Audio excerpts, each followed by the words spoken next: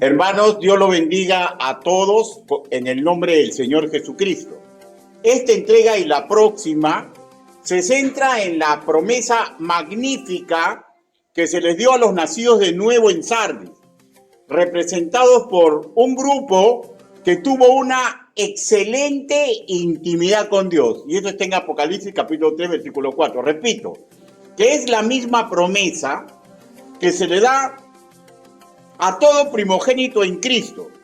Recordemos que los primogénitos de Egipto murieron porque no se salvaron, o sea, los primogénitos israelitas en Egipto, no fue que se salvaron porque fueron píos, ni porque fueron grandes hombres. Ellos se salvaron por la sangre del cordero derramada en las puertas y en las ventanas. Y esto es alusión al trabajo vicario del Señor Jesucristo en la cruz del Calvario, que va a salvar a todo nacido de nuevo sin importar ya su nivel de servidumbre. El título de esta exposición era siguiente: Sardis, aleluya, Dios nos ha salvado. El problema que surge en la promesa magnífica relatada en Apocalipsis capítulo 3, versículos del 4 al 5, suele ser confundida esta promesa como si fuera una advertencia divina de que existe posibilidad de perder la salvación por un demérito de comportamiento. O sea, es una promesa, pero suele ser confundida como una amenaza, como una advertencia. Y esto ocurre a mérito de una incorrecta interpretación de lo que fue escrito en la segunda parte de este versículo. Y yo borraré su nombre del libro de la vida. Y yo reconozco que a simple vista parece advertencia. Ahora, sobre este tema en particular se va a enseñar la próxima exposición, pero hoy, como un preámbulo, vamos a revisar un estudio temático sobre la seguridad de salvación. Seguridad de salvación que tuvieron los creyentes en Sardis, seguridad de salvación que tuvieron los de la iglesia primitiva, los que tuvieron las iglesias del Asia Menor, la misma que tenemos los bautistas y la misma que tienen todos aquellos que han sido enseñados en la sana doctrina. Ahora, pero hay un caso muy importante que hay que resaltar, ¿no? Desde la época de la iglesia primitiva, el maligno atacó esta doctrina, y es a mérito de esto que los apóstoles en sus epístolas tocan este tema de la seguridad de salvación. Ahora, este problema no ocurrió en Sardis, pero lo vamos a estudiar porque hay personas, vuelvo a repetir, que pueden confundir una promesa con una advertencia. Y permítame recalcar algo que creo que usted ya sabe, y si no lo sabe, con sumo respeto se lo voy a enterar. La Biblia es una recopilación de escritos que no dan confusión. 1 Corintios capítulo 14, versículo 33. Por lo contrario, son caudal de luz y entendimiento, incluso a los más simples entre los humanos. Y esto está en Salmos capítulo 119, versículo 130. Con respecto a la doctrina de la salvación y de la seguridad de ella, tiene por base el amor, el poder, la capacidad y las promesas perfectas del Altísimo a los suyos. ¿Y quiénes son los suyos? Todos los que están en el cuerpo espiritual de Jesús, que forman parte de la iglesia, una iglesia que fue captada por el sacrificio vicario en la cruz del Gólgota. La seguridad de salvación es sumamente importante, pues genera tranquilidad, paz, gozo en el creyente, por lo cual esta verdad doctrinal es presentada de diversas formas ya y en diversos lugares de las Escrituras. En nuestro discipular bíblico doctrinal número 1, en la lección 2, la salvación y consecuencias inmediatas, tocamos este tema en un acápite denominado palabras tranquilizadoras. Y en base de este discipulado de doctrina sistemática que es propio a nuestra congregación, vamos a desarrollar esta prédica, para la cual Iniciemos, por favor, leyendo Proverbios, capítulo 29, versículo 25. Proverbios, capítulo 29, versículo 25.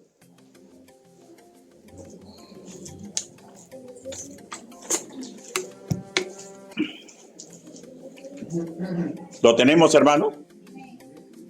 Proverbios capítulo 29, versículo 25. Con excepción de los que están delicaditos de salud, se les voy a pedir, por favor, que nos pongamos de pie. Si alguien no tiene Biblia, acá tenemos una cantidad regular de Biblias con letras gigantes, ¿ya? Proverbios capítulo 29, versículo 25. ¿Lo tenemos? Amén. Permítanme leer. Dice: el temor del hombre pondrá lazo, mas el que confíe en Jehová será exaltado. Todos a mi voz. 1, 2, 3. El temor del hombre pondrá lazo, mas el que confíe en Jehová será exaltado. Palabra de Dios. Permítanme guiarlos en una oración congregacional. Bendito Padre Celestial, los que hoy usted ha reunido, todos tienen que comprender a cabalidad, Señor, que usted, mi Dios, nos da seguridad de salvación. Ayúdenos, Padre, para que nuestro gozo no sea robado. Ayúdenos, Padre, para que podamos trabajar en su obra, mi Dios Santo, exclusivamente porque estamos agradecidos, Señor. Señor Santo Todopoderoso, ayúdenos a comprender mediante la divina persona del Espíritu Santo. Así le pedimos, así le suplicamos, en el nombre del Señor Jesucristo. Amén. Por favor, tomen asiento. Amén. Muy bien. Escúchenme, por favor. El conocimiento concienzudo de todo lo que el Hacedor hace por nosotros nos debería llevar a actos de profundo agradecimiento. Y aquí es donde encaja perfectamente la doctrina de la seguridad de salvación. Pero a su vez, esta doctrina nos ayuda a combatir, evitar, desechar miedos innecesarios en base a nuestro pensamiento carnal. Ojo que cuando hablo del pensamiento carnal incluyo a la lógica humana, pues la lógica sin sabiduría escritural puede jugarnos en contra y esculpir en nuestra mente y corazón una realidad que no es realidad, que es ficción, que justamente encajaría en la primera parte del versículo del proverbio que hemos leído. El temor del hombre pondrá lazo, que en nada contribuye a un sano ministerio. Ese temor que cita Proverbios no es un respeto reverente, sino que es un miedo camino a convertirse en terror. Diré, hermanos míos, que los análisis humanos, cuando hay un factor desconocido en alguna ecuación de vida, tiende a preocuparnos, y mucho más cuando son temas fundamentales que tienen que ver con el futuro, porque por naturaleza, todo lo que es de futuro, el raciocinio humano lo ve como nebuloso. El único que puede ver exactamente el futuro es Dios.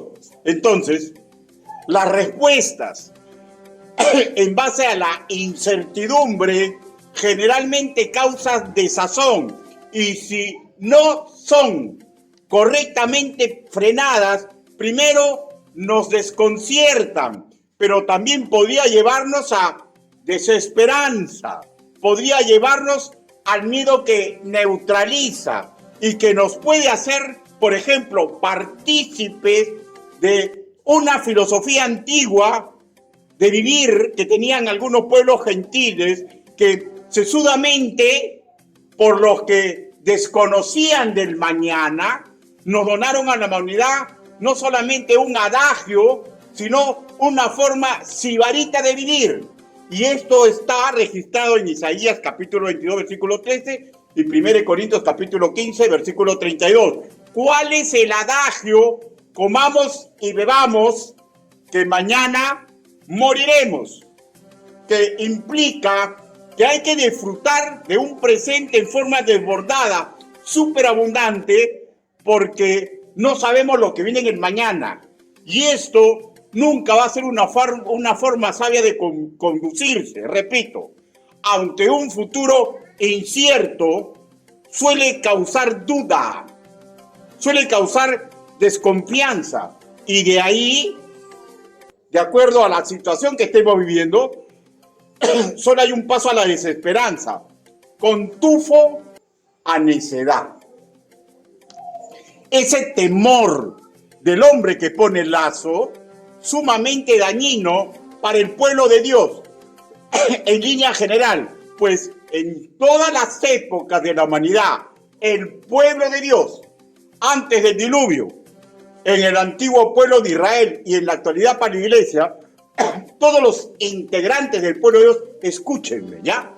Todos los integrantes del pueblo de Dios estamos signados para acometer proezas ordenadas por el Altísimo, que necesitan gran cuota de fe, de piedad y esperanza en el Altísimo.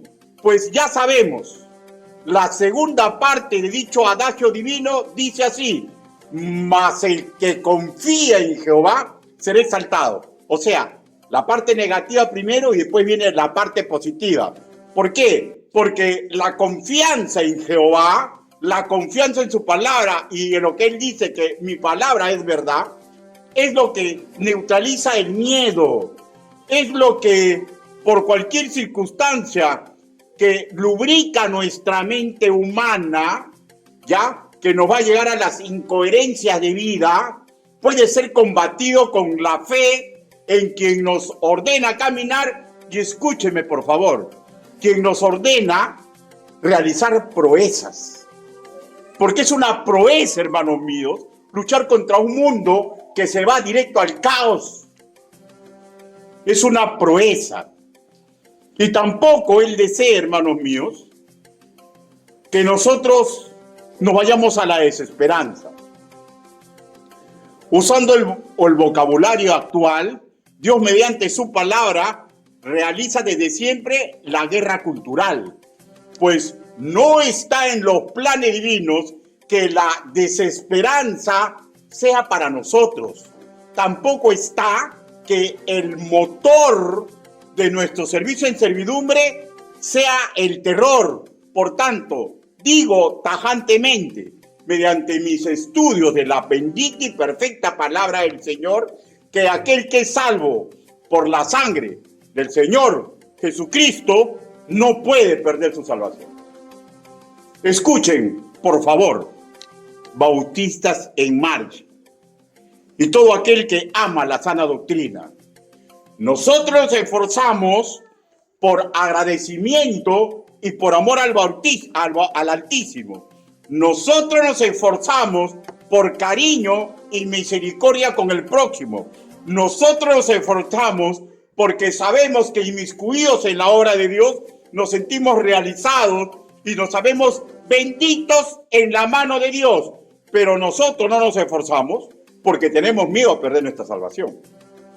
Proverbios capítulo 29, versículo 25, nos debería enrumbar a considerar que tenemos que hacerle caso a las palabras tranquilizadoras, a la guerra cultural que hace el Hacedor mediante su bendita palabra, que nos impulsa a confiar en nuestro Salvador. ¿Para qué?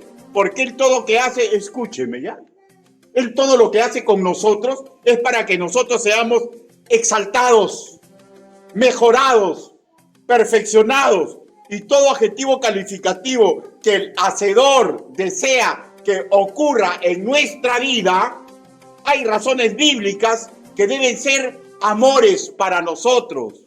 Y entre eso está la doctrina de la salvación. Aquel que ha sido salvado por la sangre preciosa del Señor Jesucristo, es salvo.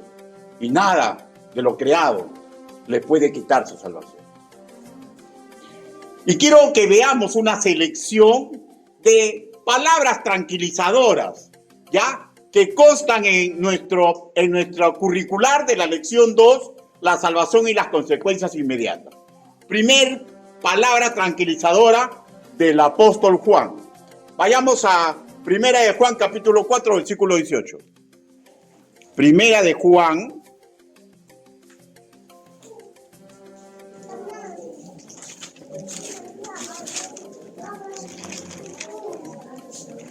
Primera de Juan, capítulo 4, versículo 18. ¿Lo tenemos? Dice, en el amor no hay temor, sino que el perfecto amor echa fuera el temor, porque el temor lleva en sí castigo, de donde el que teme no ha sido perfeccionado en el amor. Hermanos, escúchenme por favor. Son palabras tranquilizadoras. ¿Saben por qué? Porque hay cosas y situaciones que no dependen de nosotros. ¿Por qué? Porque están en la completa esfera del favor divino. Y esto está en Romanos capítulo 3, versículo 24, Efesios capítulo 2, versículo del 8 al 9. Y la seguridad de nuestra salvación clasifica en esto. Leamos ahora Romanos capítulo 3, versículo 24. Romanos.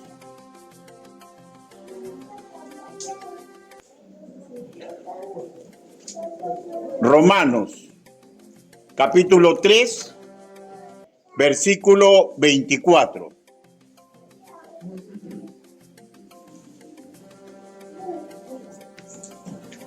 Dice la palabra del Señor. ¿Lo tenemos? Siendo justificados gratuitamente por su gracia, mediante la redención que es en Cristo Jesús. Ya no lea, escúcheme por favor. Gracia significa un regalo inmerecido, o sea, la vida eterna es un regalo de Dios que ninguno de ustedes, ni el que está predicando, merece. ¿Ya? Y recordemos, hermanos míos, puntualmente, el Señor no desea que tengamos afanes gratuitos e inútiles, ¿ya? Y entre ellos está afanarse por pensar que mi salvación me puede ser quitada. Y hay un sinnúmero de afanes más que están desperdigados en la Biblia. Salmos capítulo 23, versículo 4, Primera de Pedro capítulo 5, versículo 7, en lo que se nos recuerda que Él no desea que tengamos afanes gratuitos e inútiles, considerando que hay preocupaciones sanas e ineludibles que sí deberían ser parte de nuestro ministerio terrenal. Por ejemplo, preocupación sana, la que nombró Pablo, predicar el Evangelio. Romanos capítulo 1, versículo del 14 al 15. Por ejemplo, conducirnos en este mundo con la fe y la gracia de Dios.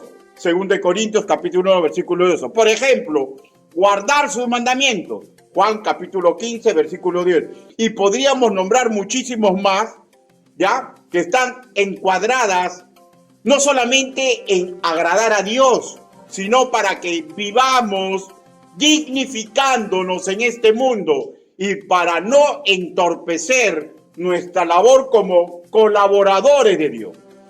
Para potenciar los objetivos divinos, se busca, hermanos míos, incentivar nuestro amor, nuestro respeto, el agradecimiento, y el terror y el miedo de perder la salvación no encaja en ninguna arista del edificio educativo que de lo alto se nos ha entregado. Por tanto, Dios inspiró a los escritores bíblicos palabras de confianza, palabras tranquilizadoras, pues Él sabía que en algún momento esta duda se va a alojar en cualquier ser humano a mérito de su raciocinio.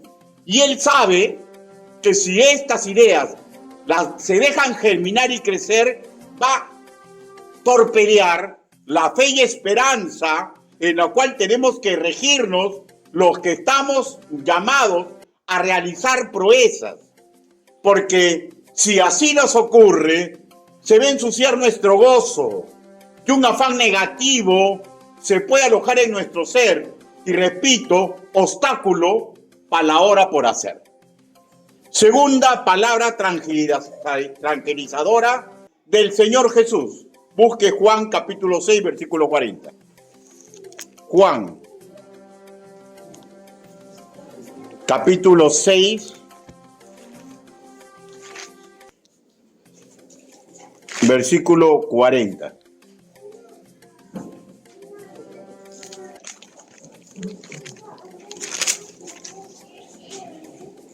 Dice la palabra del Señor.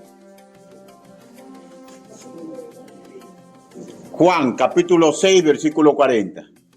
Dice: y esta es la voluntad del que me ha enviado, que todo aquel que ve al Hijo y cree en él tenga vida eterna, y yo le resucitaré en el día postrero. Por favor, escúcheme, ya no lean. Escúcheme. Porque dos cosas a la vez no es correcto hacer. ¿Ya? Si quiere ver cuál es el refrán completo, véalo y se da cuenta que es preocupante lo que dice ahí, ¿no?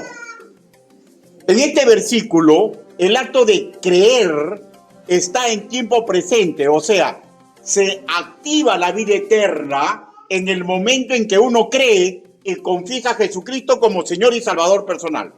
Lo que en nuestra Reina Valera 1960 leemos eterno, en el griego koiné es el término aión, que significa dura edades, que significa para siempre, que significa por los siglos, que significa eterno.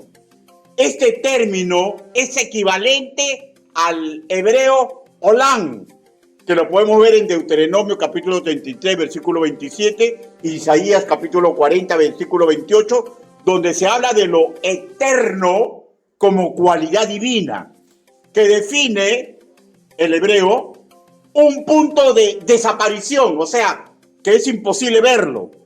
Define siempre, define prácticamente eternidad. Y en ambos idiomas, en el hebreo y en el griego, se refiere a una línea de duración que implica tiempos indeterminados, tiempos remotos, tiempos oscuros, imposible de lograr para cualquier criatura. Por tanto, escuchen, el término en puridad, eterno, solamente se le aplica a la divinidad, pues se refiere solamente a la existencia divina, infinita hacia atrás, infinita hacia adelante.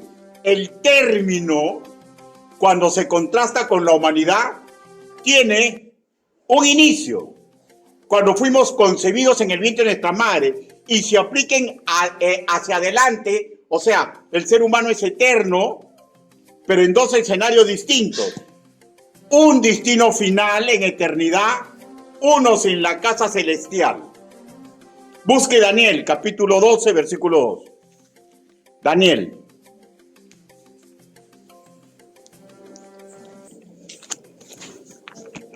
Daniel, capítulo 12.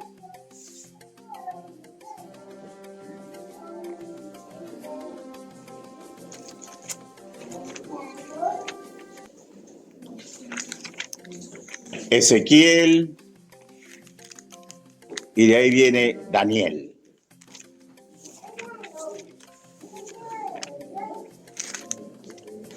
Y está antes de Oseas. Daniel, capítulo 12, versículo 2.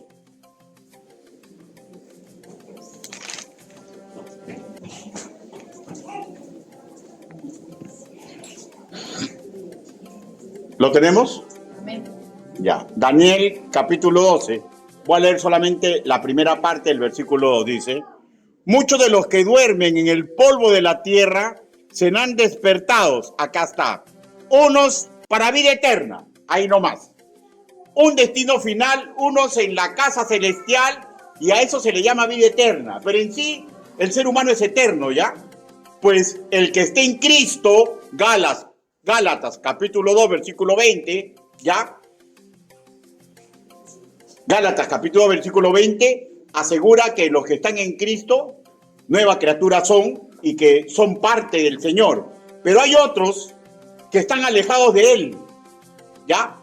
Otras criaturas que tuvieron un principio cuando fueron concebidos en el vientre de su madre, ¿ya?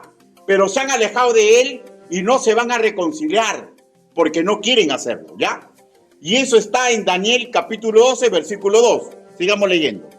Dice, y otros para vergüenza y confusión perpetua. O sea, miren, ya hay dos lugares diferentes. Uno que se le llama vida eterna y otro de confusión perpetua. ¿Saben por qué es confusión perpetua? Porque es un sitio donde no hay reyes. Es un sitio donde nadie gobierna. Es un sitio que los seres más poderosos, ¿ya? Es el gusano que causa dolor a los que ahí van a vivir. Hermanos, lo que la gente cree en su ideario, que el demonio es el rey del infierno, hermanos, las personas que van a estar en confusión eterna, va a sufrir el demonio, y va a sufrir al lado un ser humano. Ahí no hay reyes, ahí todo es penumbra, todo es dolor por los siglos de los siglos. Y Daniel claramente nos dice que hay dos lugares. El ser humano es eterno, pero no en el lugar de Dios, porque no somos eternos para atrás, porque tenemos un inicio y no vamos a tener final. Quien no cree en Dios, el impío, también tiene vida eterna, pero para ellos lo que estoy escuchando no son palabras tranquilizadores. ¿Por qué? Porque su destino final va a ser el lago de fuego, hecho desprofesamente para los demonios, para los ángeles que se rebelaron. Ellos no tienen la oportunidad que tiene un ser humano. Un ser humano tiene la oportunidad de cambiar el signo de su vida. ¿Cómo? Recibiendo a Cristo como su Señor y Salvador personal. Hermanos míos, me acuerdo una vez de chino, Wong, que ya está en la presencia del Señor. El chinito contaba, que llegó de China, pues, ¿no? Y llegó en un barco y hablaba un poquito de castellano, ¿no? Hombre culto. Y dice que llegó en el barco a Lima y se acercó a una iglesia y escuchó el mensaje de salvación. Y dice que él entró a la iglesia por otros motivos, pero escuchó el mensaje de salvación y me contaba, él ya era anciano, me llevaba como 30 años, o sea, imagínate qué edad tendría ahorita. Y él me dijo, pastor, cuando yo escuché el mensaje de salvación, corrí como desesperado al altar para recibir a Cristo como mi Señor y Salvador. Y ese es el mensaje que se repite por misericordia. Reciban a Cristo, porque usted es inmortal. Y solamente hay dos sitios para andar. El término eterno, en cualquier idioma humano, en cualquier época, tiene la misma connotación, que no puede ser medido por el tiempo, que no tiene principio ni fin. Y sabemos que esa eternidad en la casa celestial tiene razón de ser no en la capacidad humana, porque la salvación es un regalo que ningún ser humano merece, sino es promesa del Altísimo, ¿ya? Mediante aquellos que creyeron y se sometieron, ¿ya? Al sacrificio vicario del Señor Jesucristo en la cruz del Calvario. Y eso para nosotros son palabras tranquilizadoras. Y son palabras que deben llevar al terror a aquellos que rechazan el mensaje de la salvación. Tercera palabra tranquilizadora de la confianza de Pablo. Busque Segunda de Timoteo, capítulo 1, versículo 12. Segunda de Timoteo.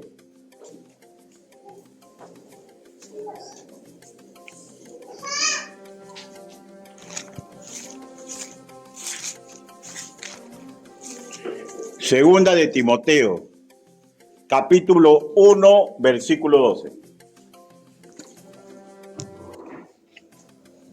La palabra del Señor dice así: por lo cual asimismo padezco esto, pero no me avergüenzo, porque yo sé a quién he creído y estoy seguro que es poderoso para guardar mi depósito para aquel día. Escúchenme, ya no lean. El yo sé en quién he creído es la servidumbre que Pablo tiene en Dios y las promesas que él está recibiendo en época que él está sufriendo. La palabra, la forma del verbo he creído se refiere a algo que empezó en su pasado, cuando se volvió unidad en Cristo en Damasco al nacer espiritualmente, pero que tiene, o sea, el término creído, pero implica un pasado que tiene resultados permanentes en el futuro, hasta la eternidad. Y lo mismo certidumbre debe tener todo nacido de nuevo, ¿ya? El depósito se refiere a su salvación. En aquel día se refiere a el día de Cristo. Habla del tribunal de Cristo. Habla donde estaremos aquellos que hemos sido redimidos por el Señor. Y aquí encaja todo nacido de nuevo. Pablo tenía seguridad. Pablo estaba encadenado. Pablo estaba preso. Y él seguía predicando el evangelio porque él tenía seguridad en quién había creído. Y él sabía que no importaba la circunstancia adversa. Él, como todo nacido de nuevo, ha sido signado por Dios para hacer cosas grandes y maravillosas. ¿Y saben qué es lo más maravilloso? Simple y deficientes mortales como el que habla, luchando contra espíritus de maldad. Y no hay cosa más linda que ser soldado de Dios. Cuarta palabra tranquilizadora en la exaltación de Judas. Judas solamente tiene un capítulo, versículos 24 y 25. Y aquel que es poderoso para guardaros sin caída y presentaros sin marcha delante de su gloria con gran alegría, al único y sabio Dios, nuestro Salvador, sea gloria y majestad, imperio y potencia, ahora y por los siglos de los siglos. Amén. Doxología, hermanos míos, es un himno de alabanza donde se expresa una verdad absoluta que habla de la perfección y las gloriosas verdades del Hacedor. Y cuando él dice guardaros sin caída, no se está refiriendo, escúcheme ya, que hay imposibilidad de pecar. Porque si alguien osa decir que guardaros sin caída implica que no voy a pecar, es una conceptualización que es una gruesa incoherencia, pues en esta carne todos pecamos. Romanos capítulo 7, versículos 19 al 25. Por tanto, eso, guardaros sin caída, tiene base no en lo que yo pueda hacer, sino en el poder y capacidad que tiene Cristo como abogado, porque Él aboga por nosotros. Y no solamente esto, tiene base en el poder y en el sacrificio vicario en la cruz del Calvario. Y vuelvo a repetir, no en capacidad humana. El sin mancha habla de una promesa que está en Efesios capítulo 5, versículo 27. Sin mancha significa una transformación final y perfecta. Otra vez, no por acción humana, sino por su gracia, que se va a llevar a cabo cuando toque la trompeta y los muertos en Cristo y los que estén nacidos y los que estén vivos sean arrebatados para unirse con Él en la nube. Y este es el preámbulo de entrar al tercer cielo para afrontar las bodas del Cordero, el tribunal de Cristo, para que echemos nuestras coronas ante el trono del Cordero. Y todo esto está en Apocalipsis capítulo 4, versículos del 10 al 11. Y para vivir por siempre en una morada preparada por el Señor Jesús, que antes de irse nos dijo: me voy para prepararle moradas, porque en la casa de mi Padre Celestial hay muchas moradas. Juan capítulo 14, versículo 2. Él, delante de su gloria, puede referirse al momento culminante del arrebato. Puede referirse al tribunal de Cristo o a nuestra presencia sempiterna por siempre en la casa celestial, o puede ser una línea de tiempo que abarca todos estos eventos. Por tanto, ¿cómo Judas no se iba a alegrar, pues, ¿no? De una salvación final que depende únicamente de la gracia, del poder y del amor de Dios, porque si fuera por capacidad humana, escúchenme, al día, ¿cuántas veces perdería mi salvación? Porque la paga del pecado es muerte. Por eso que al final del versículo 25 le da gracias y alaba y nos insta para alabar por los siglos a los siglos aquel que por gracia y misericordia nos ha salvado del lago de fuego. Quinta palabra tranquilizadora, ahora de la Trinidad en pleno. Juan capítulo 10. Este es un estudio temático para entrar a analizar la promesa que le dio a los de Sardis. Juan capítulo 10.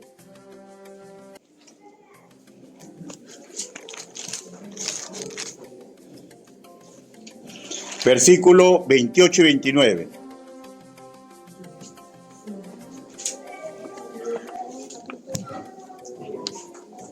¿Lo tenemos?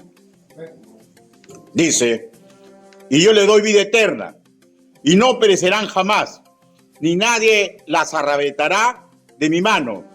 Mi Padre que me las dio es mayor que todos, y nadie las puede arrebatar de la mano de mi Padre. Yo y el Padre, uno somos. Escúcheme, por favor, ya lo lea, escúcheme. El versículo 28 se dictamina que el que da vida eterna es el mismo Jesús. Por tanto, cualquier persona que entra por Cristo está completamente protegido en su esfera de la gracia y se encuentra firme y seguro. Y esa promesa está en Romanos capítulo 5, versículo del 1 a 10. Ahora, asimismo, el término jamás en nuestro idioma ya significa, en casi todos los idiomas del mundo, significa nunca, en ningún momento. Es algo imposible que se concrete, jamás. Y si la afirmación habla de la imposibilidad de que un nacido de nuevo pierda la vida eterna, el faltamiento a un solo creyente de esta promesa, escúcheme ya, haría a Jesús mentiroso. Y a su vez, al Padre Celestial no todopoderoso, porque en la práctica no pueden cumplir lo que promete porque no tiene todo el poder. Y sabemos que no es así. O sea, si alguien duda de su salvación y se basa en versículos, ¿saben lo que está haciendo? Está negando la condición divina del Señor. Está negando la fe. Es un pensamiento herético. Es nuestro corazón, la lógica humana, que duda de la palabra del Señor, de hecho, porque le falta ciencia, porque no ha escudriñado correctamente las Escrituras. Pero le doy una noticia. A veces, por más que escudriñes bien las Escrituras, cuando estás pasando muchos problemas, comienzas a dudar. Y Dios sabe eso. Por eso que su misericordia es de una vez para siempre, con respecto de la salvación. Versículo 29.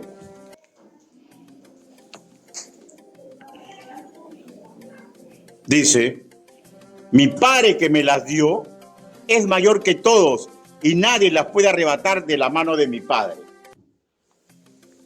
Mediante el versículo se nos entera que si somos del cuerpo espiritual de Cristo, no fue en primera instancia por decisión nuestra, sino que el Padre Celestial nos entregó a Cristo. Ahora, quiero que resaltemos el énfasis de que el Padre es mayor que todos, no como seña de que tiene mayor poder y dignidad que los otros dos sujetos divinos de la entidad trina, o sea, de Jesús y el Espíritu Santo, porque luego en el verso 30 dice, yo y mi Padre uno somos, sino en relación con que establecido su poder omnipotente, ¿ya?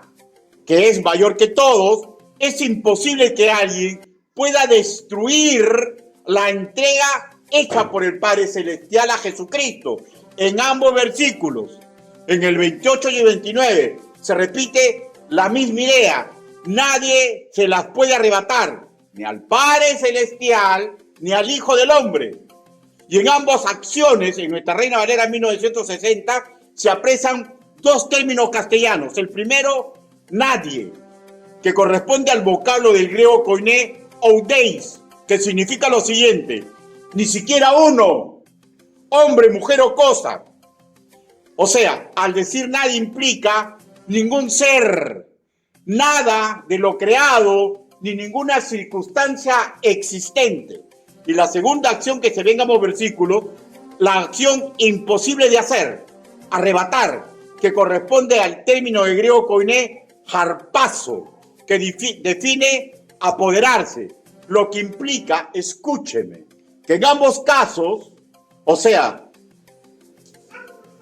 por la protección del Padre y en la protección del Hijo, no hay nadie, ningún ser inteligente, ninguna circunstancia de vida, ni ninguna cosa creada que pueda separarnos, o sea, apropiarse de ningún integrante del cuerpo espiritual de Cristo, pues tanto el Hijo como el Padre uno son, por tanto, ambos tienen poder omnipotente para crear, para cuidar a todos los nacidos de nuevo. Ahora, veamos el tema bajo la perspectiva de la perfecta relación de un padre perfecto con un hijo perfecto. El hijo bien amado, ¿ya? Dice, todo lo que el Padre me da, vendrá a mí. Aquí la perspectiva que tenemos que tener, resaltar, es que Jesús nunca va a rechazar un regalo de su Padre. Y nosotros somos un regalo de Él. Y en la segunda parte, que se lee en Juan capítulo 6, versículo 37, segunda parte, y el que viene a mí no le echo fuera, no le echo fuera, no solo es una solemne promesa de que Jesús es incapaz de desbaratar la entrega que le ha entregado su Padre, porque uno son y tienen la misma idea, sino también habla, escúchenme, de su misericordia perfecta, porque no interesa que usted, un sufriente, penitente, le toque la puerta a Jesús pidiéndole salvación, o que usted no esté sufriendo, pero la lógica que el Espíritu Santo le está haciendo ver, que usted sin sufrir se acerque a Jesús a pedirle salvación, Él a nadie lo echa afuera. Pero esta bondad perfecta está relacionada a que Él conoce la verdadera intención del corazón. Y si no lo echa afuera, todo lo que forman la Iglesia Universal son salvos por la gracia y el poder de Dios mismo. Ahora, veamos el asunto en relación con el Espíritu Santo. Segunda de Corintios, capítulo 1, versículo 22. Segunda de Corintios. Como repito, esto es parte de nuestro manual discipular. Segunda de Corintios, capítulo 1, versículo 22. Dice, ¿lo tenemos? El cual también nos ha sellado y nos ha dado las arras del Espíritu en nuestros corazones. Por favor, escúchenme, ¿ya? La figura literaria de ser sellados con el Espíritu indica que somos propiedad y posesión. Propiedad y posesión de Dios mismo. La palabra griega traducida en castellano que figura en nuestra Reina Valera 1960, arras, significa prenda, o sea, una garantía que se da, una especie de cuota inicial, una cuota adelantada para que una venta no pueda ser desbaratada. O sea, cuando usted compra, da una cuota inicial, la venta ya está hecha, ¿no? ¿Ya? Entonces, eso significa arras. ¿Y por qué? Porque las arras, el sello del Espíritu Santo, ¿ya? me da seguridad de que yo he sido comprado para Dios y con Dios voy a terminar. Y en este tiempo, hasta que yo vaya a posesión de Dios, es un tiempo en el cual Él me mejora, me magnifica, me prepara para que yo haga proezas contra espíritus de maldad. Y si conmigo, con todo nacido de nuevo, hay una venta que fue realizada, ¿quién fue comprado? Respondo, todo creyente en Cristo. ¿Cuál es el valor total que se pagó por cada uno de nosotros? Respondo, la sangre derramada en el Calvario del Señor Jesucristo, el Cristo, para que seamos propiedad del Altísimo, limpios en forma sobrenatural, limpios por siempre, porque el Cordero Perfecto murió una vez y no vuelve a morir. Primera de Pedro, capítulo 3, versículo 18. ¿Ya? Permítame que le lea 1 Corintios, capítulo 6, versículo 22. Dice, porque habéis sido comprados por precio. Glorificar pues a Dios en vuestro cuerpo, en vuestro espíritu, los cuales son de Dios. O sea, yo pertenezco completamente a Cristo. Y a Cristo me debo. Y si yo me debo a Cristo, cada uno que ha nacido de nuevo se debe a Cristo. ¿Ya? Busque Primera de Pedro, capítulo 1, versículo del 18 al 19. Primera de Pedro, capítulo 1, versículo del 18 al 19.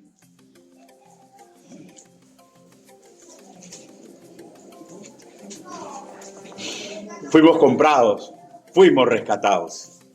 Primera de Pedro, capítulo 1, versículo 18. Miren lo que dice.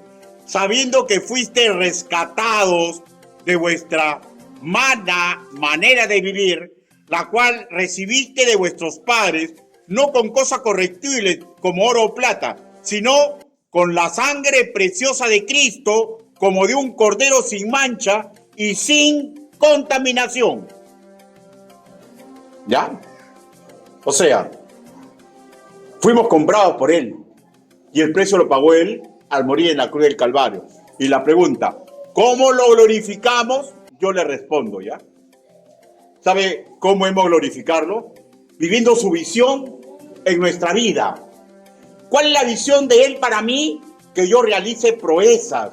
¿Cuál es la visión de Él para mí? Que yo me aparte del mundo, no de la comunidad, sino me aparte de las cosas pecaminosas, porque yo debo comprender que por mí murió el Señor Jesucristo, que yo soy propiedad de Dios y Dios se ha fijado en mí para que yo realice grandes proezas. ¿Y saben cuándo pervertimos este mandato? Cuando nos portamos como los fariseos, ¿no? Jesús rememoró Isaías capítulo 29, versículo 13 y dijo, este pueblo de labios me honra, pero su corazón está lejos de mí. Y eso es un peligro. Porque, ¿qué interesaría que yo sea el mejor predicador del mundo si estoy viviendo una vida doble? ¿Sabe lo que el Señor me diría? Ricardo, tú de labios me honras, pero tu corazón está lejos de mí. Yo todavía recuerdo cuando un hermano en Cristo, un tartamudo, me dijo eso. Me dijo, tú eres mi hermano en Cristo. Pero ¿sabes qué? Me dijo, tu corazón está lleno de telarañas. Y lo quise matar. Porque tenía razón. Me fui a la playa, trabajando como policía, y en la intemperie le pedí perdón a Dios. Y me di cuenta que sí, mi corazón estaba lleno de telarañas. Hermano, no permitamos eso. Hemos sido comprados con la sangre preciosa. Y que no nos llegue este pueblo de labios me honra, pero su corazón está lejos de mí. Sexta y última palabra tranquilizadora, que habla del alcance protector del amor de Cristo Jesús, que el Padre Celestial nos profeta. Y fue la lectura bíblica. Romanos, capítulo 8.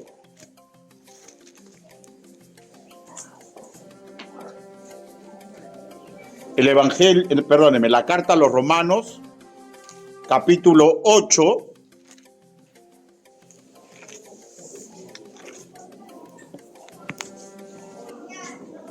Versículo del 37 al 39. ¿Lo tenemos?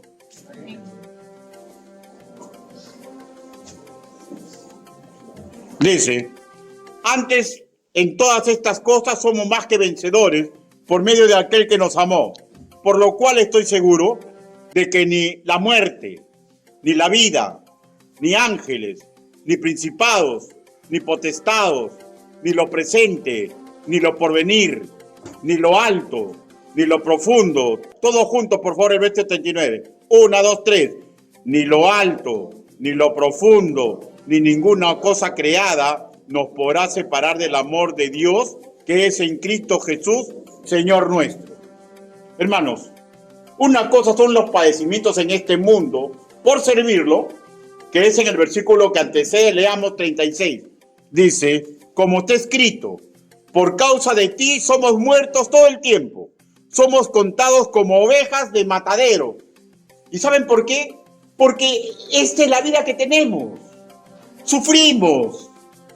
Muchas veces, hermanos míos, terminamos los últimos de un grupo. ¿Y saben por qué? Porque nos negamos a traicionar la moral de Cristo. Y el mundo nos ve como ovejas al matadero. No se saben defender, no saben luchar. Yo de mi corazón. Yo fui policía 30 años. Y en mis últimos 15, Cristo alcanzó mi corazón. Y yo seguía trabajando, seguía capturando, seguía haciendo obra, pero ahora guiado por la mano de Dios. No golpeaba, reducía, los capturaba y los metía y me decían, es un asaltante, es un violador, es un delincuente. No, déjenlo descansar, ya perdieron. Y la noche que hacía frío, todavía era joven, pues, ¿no? Todavía era joven. Agarraba y me sacaba mi frazada y tocaba y entraba a la puerta del calabozo y se las entregaba para que ellos se tapen. Y en la mañana entraba al calabozo, les entregaba su desayuno a todos los que había capturado y me sentaba con ellos y les predicaba la bendita y perfecta palabra del Señor. Y me decían, perdedor, te has vuelto cobarde, te has vuelto tonto. Y sí, el mundo me catalogaba así, que era como una oveja llevada al matadero. Pero negro, antes te tenían miedo, te tenían terror. ¿Y ahora qué te tienen? Yo le decía, respeto, porque comprenden que yo soy embajador de Cristo. ¿Ah? Por causa de ti somos muertos todo el tiempo, somos contados como oveja al matadero. Y lo que hemos leído, la seguridad de salvación eterna por pura gracia divina y no por obras humanas.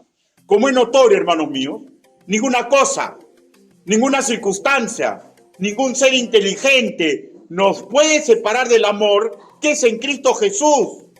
Y esto se activó magníficamente cuando recibimos a Cristo como nuestro Señor y Salvador. Y no me interesa que me digan perdedor. Yo estaba seguro de en quién había creído, en quién tenía mi depósito. Yo estaba seguro y lo sigo estando, pese a que el mundo se me puede caer. ¿Por qué? Porque cuando recibí a Cristo como mi Señor y Salvador, Él me señaló para hacer cosas grandes y maravillosas. Y no hay cosa más grande que predicar el Evangelio, de hacer que el corazón del ser humano se empequeñezca de terror, porque se da cuenta que está alejado de Cristo. Y no hay cosa más maravillosa que las personas corran a Cristo. Y cuando ya estén en Cristo, se den cuenta de lo que estén haciendo mal y regresen a un camino correcto. Y no hay cosa más maravillosa, y lo aseguro, de seguir pegado a los pies del Salvador. Ese vínculo que nos hace ser agradecidos, hermanos míos, no empezó en nosotros. Es una relación filial que empezó en el Padre Celestial, porque el vínculo perfecto es amor y Dios es amor. Permítame desmenuzar estas palabras tranquilizadoras. Ni la muerte, cuando dejemos de hacer obras, cuando dejemos de respirar, ni la vida, actitudes que realizo cuando estoy respirando, ni interesan si son buenas o malas, cómo los catalogue el ser humano, ni ángeles, ningún mensajero celestial, ni principados, ningún ángel caído, demonios, ni potestades, los seres más poderosos del mundo, ¿ya?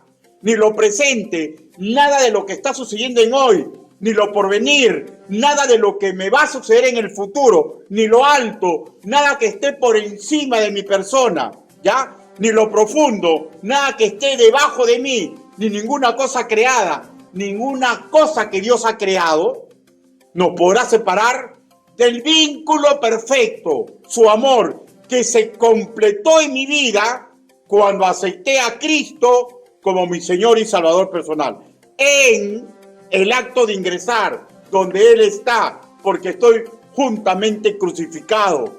O sea, soy parte de su cuerpo espiritual. En Cristo, el ungido, el Salvador que murió en la cruz. Señor, ser divino, todopoderoso, mi relación personal con Él.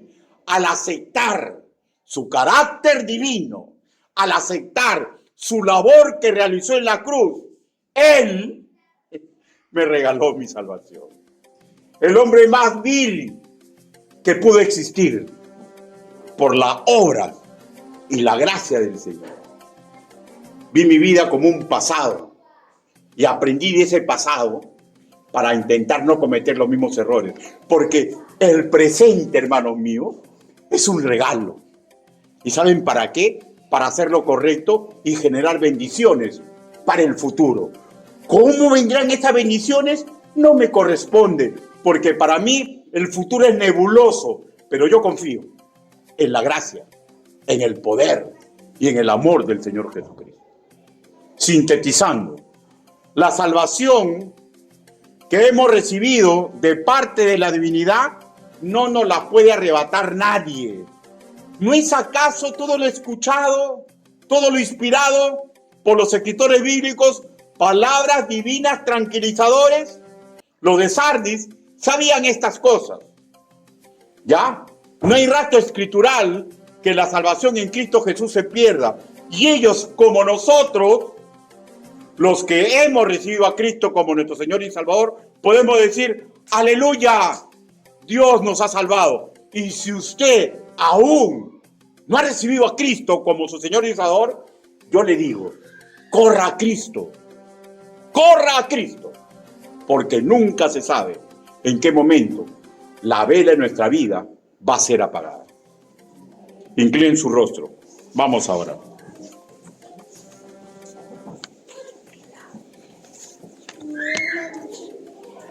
Quiero hacer una invitación. Puede hacer. Usted no sabe por qué vino. Yo sí sé. El Señor le ha dado una oportunidad para que escuche la verdad. ¿Quiere recibir a Cristo como su Señor y Salvador personal? Si alguien desea recibir a Cristo, hágame una señal y levante su mano. La levanta, inmediatamente la baja. ¿Alguien quiere recibir a Cristo como su Señor y Salvador personal? Ahora quiero hacer otra invitación. ¿Usted se da cuenta que está asignado para hacer cosas grandes y maravillosas? Todo creyente está asignado. Deje atrás todo aquello que no honra a Dios. Deje atrás. ¿Quiere usted reconciliarse con Dios? Si sabe que está demasiado alejado, hoy es el día. ¿Alguien desea regresar con Cristo? ¿Alguien desea decirle, Señor, en todo me he equivocado, en todo he estado mal, en mi casa y en la congregación? ¿Alguien desea regresar a Cristo? Si ese es su deseo, hágame una señal y levante su mano. Dios te bendiga. ¿Alguien más? Dios te bendiga. ¿Alguien más? Ahora quiero hacer una tercera invitación. ¿Sabe usted que está asignado para cosas grandes y maravillosas y sabe que va a ser probado? ¿Quién quiere que ore cuando llegue su prueba? Dios te bendiga. ¿Alguien más? Dios te bendiga. Dios te bendiga. Dios te bendiga. Dios te bendiga. ¿Alguien más? Vamos a orar. Bendito Padre Celestial. Señor, usted ha visto la mano levantada. Señor, usted sabe exactamente por qué la ha levantado. Ayúdelos, Padre, en cada dilema que la vida les esté presentando. Ayúdelos, Señor, para que comprendan que la salvación no se pierde. Ayúdelos, Señor, para que comprendan que estas palabras tranquilizadoras nos tienen que llenar de gozo, de esperanza, de fuerza, Señor, para seguir trabajando por la gloria y la honra de nuestro Señor. Así le pedimos, así le suplicamos, en el nombre bendito, precioso y poderoso del Señor Jesucristo. Amén. Hermanos, Dios los bendiga.